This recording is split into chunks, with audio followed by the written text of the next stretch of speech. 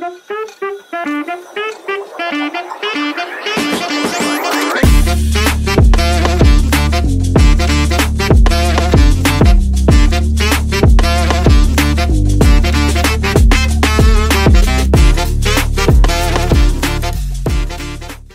dari Ezi.Kartikawati. Ibu hamil nggak boleh makan sayuran mentah. Hoax.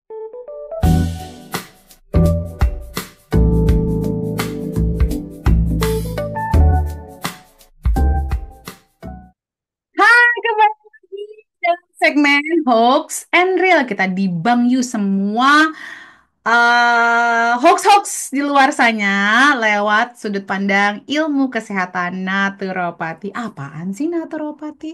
Ilmu kesehatan yang berdasarkan science, semuanya ada bukti ilmiahnya, evidence-based science. Penelitian itu banyak ya teman-teman, silahkan dicari.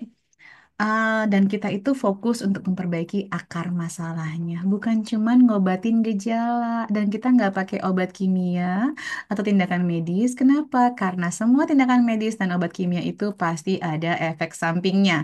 Prinsip medicine, if the benefit outweigh the risk, boleh dilakukan, boleh dikonsumsi. Tapi kalau resikonya lebih tinggi daripada manfaatnya, buat apa? Karena masih ada ilmu naturopati untuk kita jalankan dan aplikasikan. And see how it goes. Saya sudah membantu ribuan orang. Jadi teman-teman, tunggu apa lagi? Prinsip ketiga kita adalah edukasi. Belajar yuk, karena semakin kita teredukasi, semakin kita terjauhkan dari hoax-hoax di sana. Oke, kita mulai. Jangan lupa untuk di-subscribe dan di-share video ini kalau bermanfaat. Oke, Ibu Linda Chan 68. Bawang putih yang udah tumbuh akarnya tidak boleh dikonsumsi lagi. Real atau hoax? Hoax. Hoax. Nggak ada masalah. Boleh. Itu malah ibu, kalau mau ibu tanam lagi juga boleh. Boleh kok ibu dimakan, Bu. Berikutnya, Angelia FP. Kebanyakan sayur, asam urat, mau kirim ke teman yang masih nggak percaya. Hoax! Justru sayur tuh obatnya asam urat, teman-teman. Masalahnya, orang-orang yang kena asam urat ini, pola makannya sudah nggak pernah makan sayur. Oke, itu yang pertama. Banyak makan protein hewani, banyak makan gorengan, kurang minum air putih, banyak makanan yang gula-gula, atau karbohidrat rafinasi seperti nasi putih, roti, mie, dan lain-lain. Tapi tadi tanpa dengan yang tadi lain-lain itu ya, kayak nggak minum air putih yang cukup, minumnya yang manis-manis pula, makanan yang manis-manis pula, kue-kuean, roti-rotian, dan lain-lain itu. Terus dia punya asam urat, sekali-sekali dia makan sayur, itu kambuhnya pas di sayurnya. Jadi jangan nyalahin sayurnya. Sayuran yang tinggi purin itu pun, itu cuman ada kayak kangkung, kacang panjang, bayam. Ya memang ini makanan-makanan yang banyak dikonsumsi sama orang Indonesia pada kebanyakan. Tetapi sebenarnya bukan sayuran yang membuat asam urat. Jadi ini hoax. Justru sayuran itu kalau Anda makan, Anda pasti terhindar dari asam urat. Please, udah stop dong. Udah tahun 2025. Cukup, cukup, cukup, cukup. Kasihanilah ginjal Anda. Karena asam urat itu nanti ujung-ujungnya penyakit ginjal. Oke, teman-teman? Oke, hoax ya, Ibu Angelia. Sebarkan, Bu. Sebarkan, kirim ke temannya yang nggak percaya. Berikutnya dari Sita Dinarian. MSG memiliki kandungan natrium yang lebih rendah daripada garam. Oke. That is real, tetapi MSG membuat Anda makan lebih banyak. Jadi nanti pada akhirnya Anda akan memakan garam yang lebih banyak. Kecuali Anda nggak makan garam sama sekali, hanya ngebumbuin pakai MSG aja. Apakah bisa? Tidak. Karena gini aja ya, kayak bakso yang dipakai MSG, itu Anda baksonya sendiri aja, itu udah ada garamnya, kuahnya. Ya, baksonya udah ada garamnya juga. Nggak mungkin nggak ada. Mie-nya udah ada garamnya. Semuanya pakai garam. Terus nanti tambahin saus-sausan ada garamnya juga. Kecap-kecapan ada sausnya juga. Ada garamnya juga. Jadi kebanyakan garamnya ujungnya gitu. Dan kita makannya jadi dua bungkus, dua, dua mangkok. Gara-gara apa? Karena ada MSG-nya. Karena itu dibikin kita bikin nagih adiksi. Terus kerupuknya jangan lupa ada garamnya juga. Jadi pada intinya, it's BS ya kalau yang ngomong-ngomong apa tuh natrium, maksudnya ngejual MSG-nya dengan bahasa natriumnya. Well, then have the MSG only ya. Makan aja MSG-nya, nggak usah pakai garam. Jadi nggak pakai garam sama sekali. Bisa? Nggak bisa, ya yakin. Berikutnya dari Avong.Avong5815. Anak yang monositnya sangat tinggi, contoh 8,8 udah pasti autoimun. Nggak bisa gitu. Dokter medis aja mendiagnosa autoimun nggak segampang itu. Bisa ada indikasinya ke arah sana. Karena monosit itu biasanya menunjukkan, kalau dari sisi pandang saya ya, itu adalah menunjukkan peradangan di pencernaan. Orang kalau udah peradangan di pencernaan, kemungkinan besar ke arah autoimun. Jadi kalau untuk memastikan autoimunnya ada yang namanya ANA profile test. Dan tergantung jenis autoimunnya ada beberapa tes tambahan. Jadi dokter medis aja nggak bisa segampang itu mendiagnosa autoimun loh. Panjang prosesnya. Makanya kadang-kadang udah parah baru dapat diagnosa. Nah, kalau di naturopati kita mengajarkan gejala-gejalanya, indikator-indikator awalnya. Jadi kalau bisa nggak kita menghalangi dokter mendiagnosa. Itu kalau naturopati, biar biar dokter nggak diagnosa gimana caranya ya gitu. Kita putar balik sebelum kena diagnosa karena nggak segampang itu dokter mendiagnosa autoimun. Sulit ya, titik kotak yang harus titik itu banyak sekali. Hati-hati sekali dokter itu mendiagnosa autoimun. Oke, berikutnya dari Ezi.Kartikawati. Ibu hamil nggak boleh makan sayuran mentah. Hoax. Jadi sebenarnya intinya kenapa dokter selalu ngomongin ini adalah gini, untuk menjaga agar ibu hamilnya tidak gampang kena infeksi dari bakteri, parasit yang ada di makanan mentah, sayuran mentah terutama. Jadi gini loh solusinya. Tapi pada satu sisi, ibu hamil tuh butuh folat yang tinggi. Makanya ibu hamil selalu dikasih folik asid. Tapi kalau di naturopat kita pakai metilfolat atau folat ya, karena folik asid itu bentuk sintetis yang sulit sama tubuh untuk diserap. Yang makan sayuran hijau, apalagi kalau makan sayurannya itu yang mentah itu jauh lebih tinggi kandungan folatnya sebenarnya teman-teman ya. Tapi saya mengerti kekhawatiran dokter-dokter, makanya dilempengin aja bikin peraturan nggak boleh makan sayuran mentah, takut kena infeksi. Bahaya kalau lagi hamil kena infeksi. Jadi makan sayuran mentahnya di rumah aja karena tahu cucinya bener. Kalau pas di luar jangan makan sayuran mentah, makan yang mateng kalau pas di luar. Paham ya Ibu Ezi di sini ya maksudnya dokter. Jadi saya nengah-nengahin nih. Jadi hoax kalau buat saya, tetapi saya tambahin dengan penjelasan biar lebih mantul.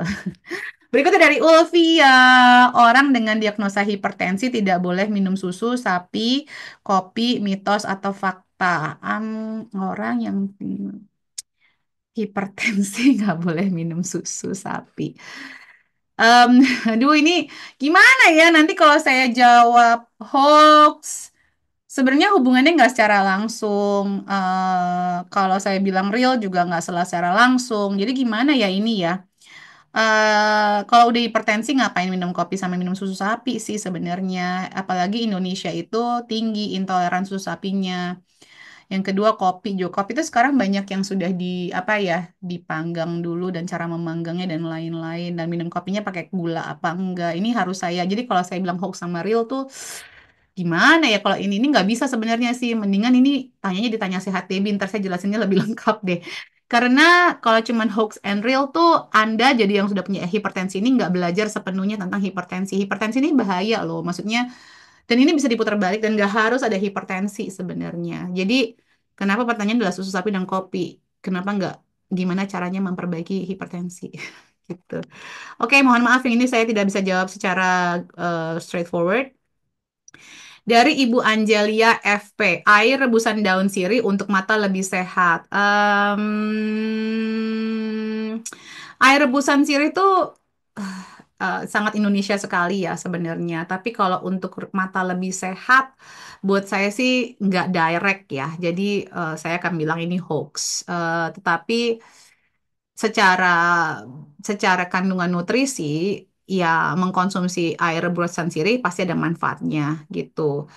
Tapi mungkin tidak untuk secara disangkut pautkan langsung dengan kesehatan mata. Kesehatan mata tuh banyak ya, semua yang mengandung antioksidan tuh pasti membantu mata kita juga untuk lebih sehat.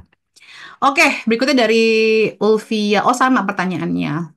Hipertensi, susu sapi sama sama kopi. Ini kayaknya apa insis.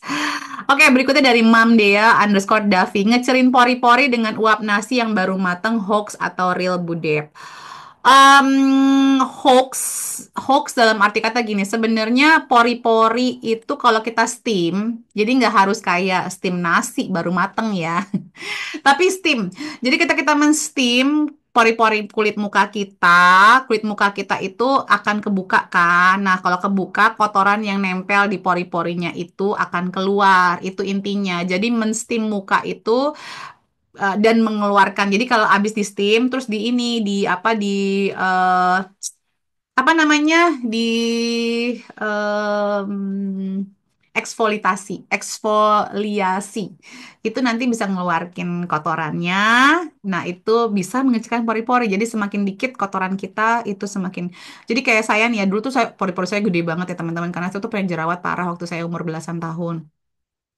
Nah, sekarang saya tuh kalau facial namanya pakai hydrofacial. Hydrofacial itu dia diambil kulit apa sih?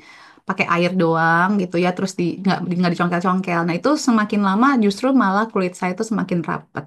Gitu, pori-porinya. Saya dulu mikir nggak bakal mungkin, tapi tentunya juga ditambahkan dengan pola makan yang lebih sehat ya dan air putih asupannya. Oke, berikutnya dari EO A Gold Rizka Taufenda. Dewasa geli-geli di anus, seringnya malam. Apa parasit? Bisa jadi. Itu kemungkinan besar parasit. Cara matiin parasitnya gimana ya Mbak Min? Mbak Min, Ibu Debbie, Jean-Marie gitu loh Mbak Min. eh ada beberapa. Kayak misalnya, kalau yang paling gampang sih rutin makan biji pepaya. Itu satu. Kalau dari sisi herbal suplementasi itu ada apa kayak Chinese wormwood atau black walnut itu juga bisa membantu. Terus kalau biasain kalau punya hewan peliharaan, hewan peliharaannya juga di parasite ya, di worm. Oil of oregano juga bisa. Terus ya makan yang tinggi serat, air putihnya ditingkatkan. Itu bisa membantu juga. Oke, sepertinya, iya, sorry. Kayaknya sudah selesai semuanya hoax and realnya. Terima kasih yang sudah memberikan pertanyaan. Semoga bermanfaat jawaban-jawaban saya. Jangan lupa untuk di-share. Salam sehat selalu. See you sampai minggu depan. Bye.